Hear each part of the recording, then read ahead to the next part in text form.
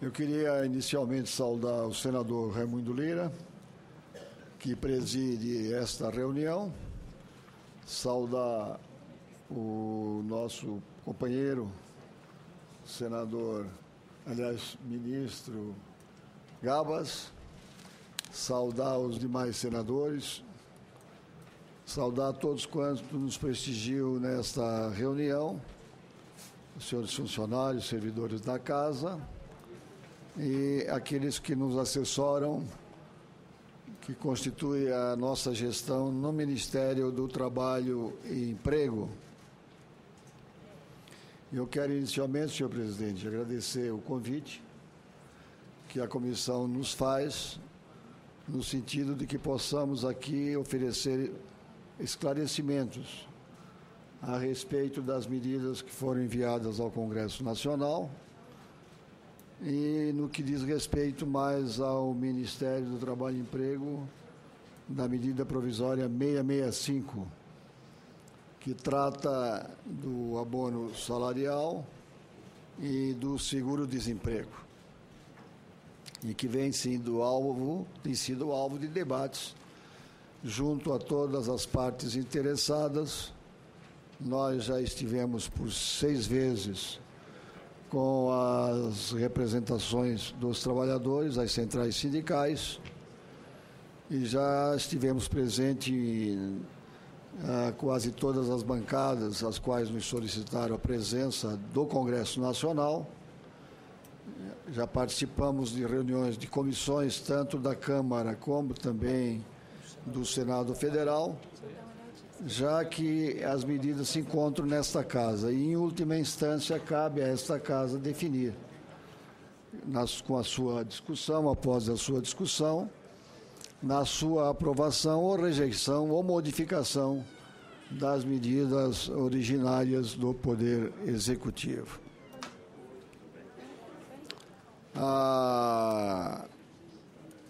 Essas questões que são alvo e objeto das medidas provisórias e que dizem respeito mais propriamente ao Ministério do Trabalho, nós já vimos discutindo há algum tempo.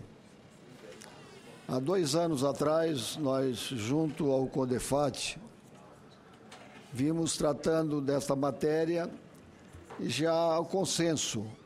Havia consenso entre os senhores representantes dos empregadores, dos trabalhadores e do governo, no sentido de que alguma medida havia de ser tomada diante do novo quadro que o Brasil apresentou nos últimos 12 anos.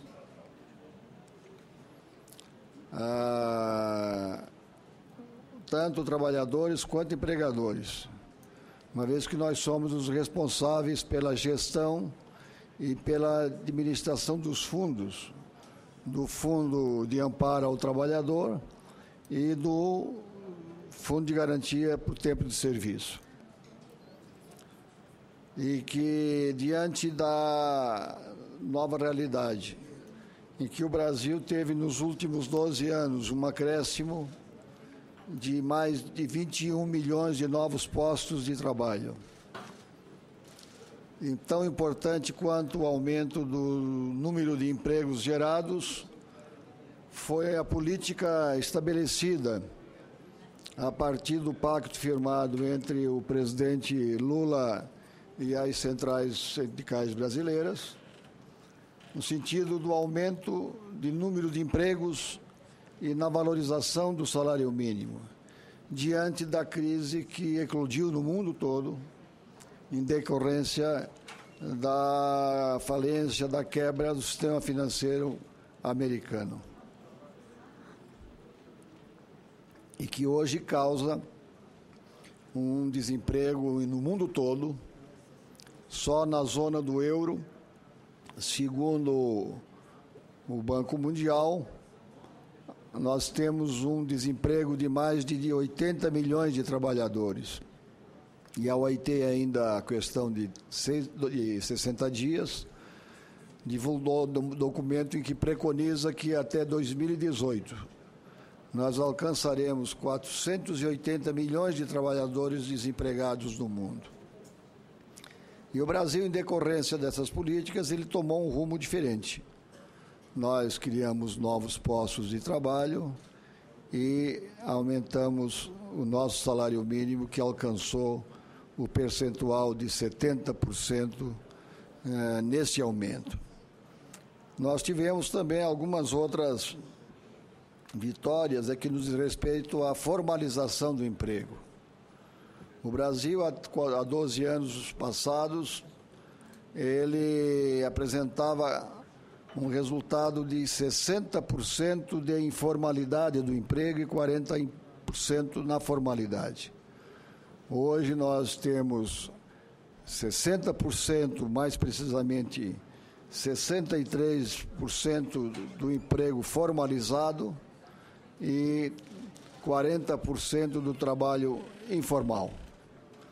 Isso representa um avanço excepcional, porque inclui nos benefícios sociais e inclui nos benefícios trabalhistas milhões de trabalhadores. E nós lançamos ainda a questão de 30 dias, uma grande campanha nacional no sentido de combater a informalidade. Primeiro, porque ela representa uma concorrência desleal. Aquele empreendedor que contribui de maneira correta e paga as suas obrigações, contra aquele que se estabelece não formalizando o emprego, o que implica numa concorrência desleal. A nossa meta é incluir, no decorrer de 2015, um número até bastante modesto, já que nós, presumivelmente, temos aí 15 milhões de trabalhadores informais no Brasil, e com essa campanha nós pretendemos formalizar mais 400 mil trabalhadores, o que representaria um acréscimo de arrecadação do fundo de 2 bilhões e 500 milhões de reais. O número também que representa todo esse trabalho que nós apresentamos, eles têm por objetivos corrigir distorções, adequar distorções. A proposta 665 não subtrai direitos aos trabalhadores, porque ela não retira nenhum direito consagrado na legislação.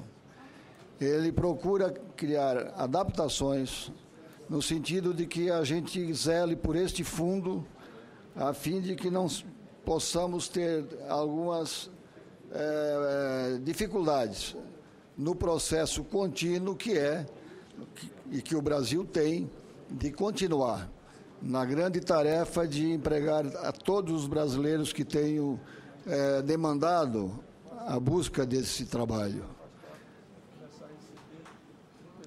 A mudança também que nós procuramos fazer, e já vimos fazendo já há mais de 2 anos, dentro do projeto que nós, quando assumimos o Ministério do Trabalho, de fazer a transparência total do Ministério, de adotar políticas de transparência e modernização no sentido de agilizar o cumprimento das nossas tarefas constitucionais, que estão lá descritas, que é a prestação de serviço público de qualidade. Mudamos radicalmente várias dessas ações. Tanto que hoje todos os serviços prestados à população, tanto a empregadores quanto a trabalhadores, elas estão todas informalizadas. E estamos informatizando todos os trabalhos e ações do nosso Ministério, com a digitalização de todos os processos, com a implantação de programas, e dentre os quais eu queria aqui destacar os mais importantes, que é o estabelecimento do agendamento eletrônico e a confecção da carteira digital e concedida online automaticamente na data pré-estabelecida pelo trabalhador. E é nossa intenção, até o final do corrente ano, transformar a carteira do trabalho e previdência social em cartão magnetizado, a fim de que o trabalhador com o cartão possa ter dentro todas as informações, orientações e tudo que ele precisar demandar para a sua vida e para a realização das suas funções. E, com isso, a gente quer também facilitar a nossa ação. Com relação ao abono salarial, em 1990, nós tínhamos o menor pagamento de salário aos trabalhadores brasileiros. Chegamos ao mínimo desse salário. E o Congresso Nacional e o governo, através do Congresso Nacional, aprovou o abono salarial, que era uma medida de compensação, de melhora do salário mínimo.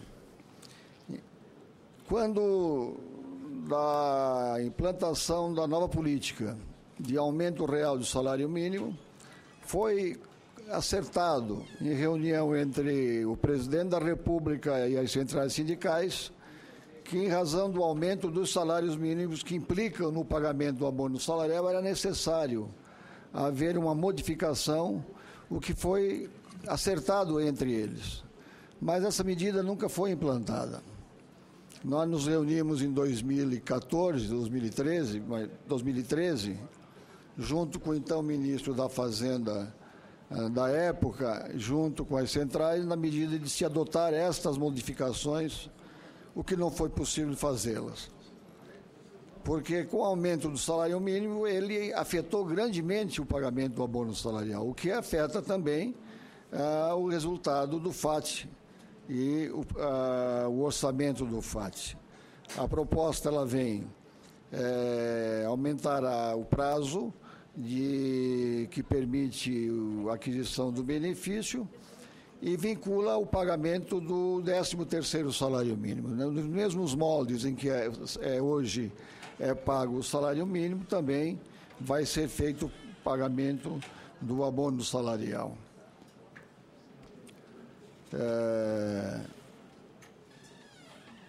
Nós temos aí ainda, com relação o crescimento do pagamento, que demonstra essa necessidade.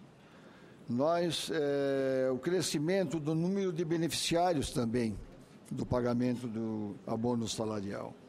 Com o aumento da geração de emprego, nós pagávamos 7.900.000 trabalhadores em 2003. Em 2014, foram pagos estes benefícios a 22.400.000 trabalhadores.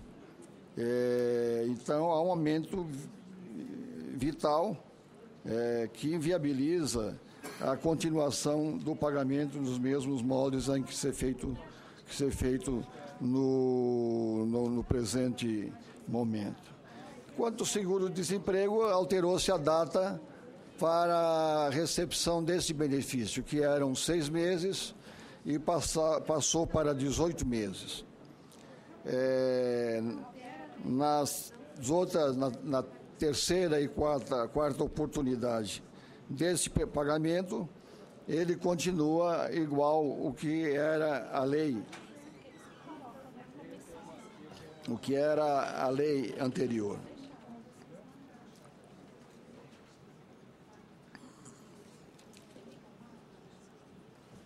Também os valores que foram pagos nesse período. Em 2003, os valores pagos com o benefício do seguro-desemprego alcançou 6,6 bilhões de reais. Em 2014, alcançaram 36 bilhões de reais. Um aumento expressivo nesse período também. E o crescimento de 80,4% entre 2003 a 2014.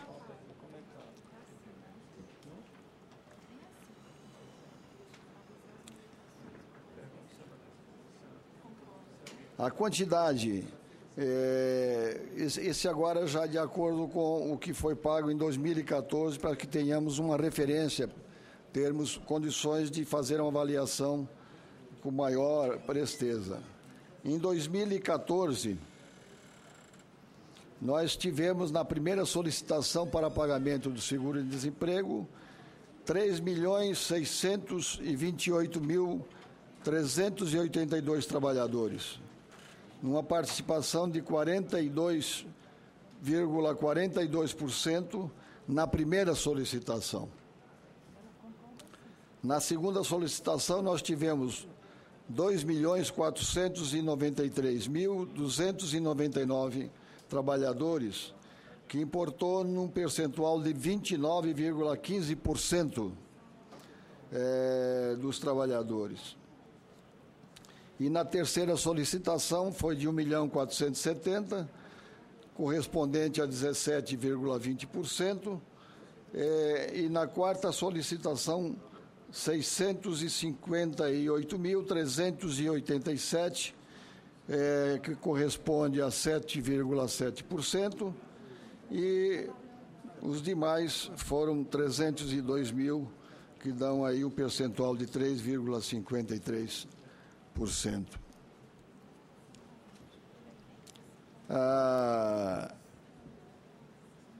A maioria desses que requereram os benefícios, de acordo com a lei anterior, não serão afetados pelas novas regras de acesso ao seguro-desemprego. Destes, do total de 8.553.733 trabalhadores que buscaram o seguro, destes mantém o direito 6.280.126, que representam 73,4%. Os que não adquiriram o benefício pelo fato de não terem ainda trabalhado durante os 18 meses que a nova lei estabelece, serão 2.273.607 trabalhadores, que representam um percentual de 26,6%.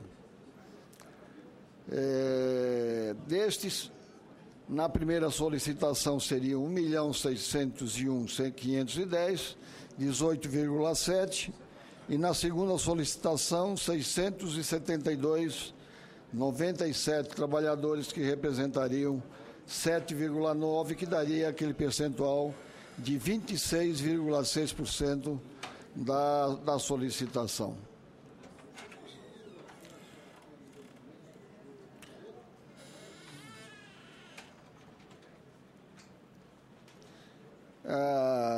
Uma das causas que também levaram, e só foi alvo já há algum tempo de observação que nós vimos fazendo, é que ao alcançar 5 meses de emprego, havia uma redução de demissões sem justa causa, que dá direito ao benefício do seguro-desemprego. E esse número de pessoas que buscavam pela primeira vez o seguro-desemprego, eles se sustentavam basicamente na população que tinha o menor índice de escolaridade e o menor índice de qualificação profissional. O que nós entendíamos que os recursos do FAT deviam ser destinados também em um número maior para políticas ativas, no sentido de beneficiar esses setores que são basicamente do primeiro emprego, jovens, e que não poderiam ficar permanentemente entrando e saindo no mercado de trabalho sem que eu tivesse oportunidade de receber uma maior qualificação e melhorar a sua condição e a sua qualidade de vida. Então, nós estamos aí com vários programas e projetos no sentido de melhorar, de tornar obrigatório, já é, mas ainda ampliar, programas de cursos de qualificação, construindo oportunidades junto a Arco do Esporco, Arco da Cultura, uma grande campanha que foi realizada e constituímos aí um grupo, formamos um pacto entre as federações, confederações, federações estaduais de indústria e comércio, com as centrais sindicais, com o organismo da sociedade civil organizada, no sentido de fazermos uma grande campanha, que tem por meta incluir no mercado este ano 1.500.000 aprendizes. Nós, neste ano, só conseguimos ainda incluir 530.000 aprendizes, o ano passado 430.000. Há mercado, há possibilidade, há a lei das cotas e a soma dos esforços de todas as entidades vai nos permitir que a gente, até o final do ano, inclua 1,5 milhão de aprendizes no mercado do trabalho.